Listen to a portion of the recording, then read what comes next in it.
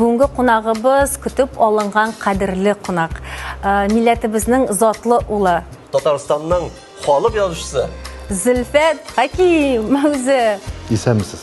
Мен сіз деп сөйлешуіне өзім білән мен ничектер яратмын. Син деп сөйлешуге яратам мен кішіден. Бұл жырыны мен мындан 35 жыл элек яздым.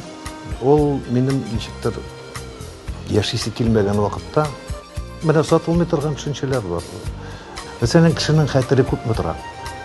Бәйләп булмый. Менә илһам килде. Нинди илһам килде? Кайчан килде?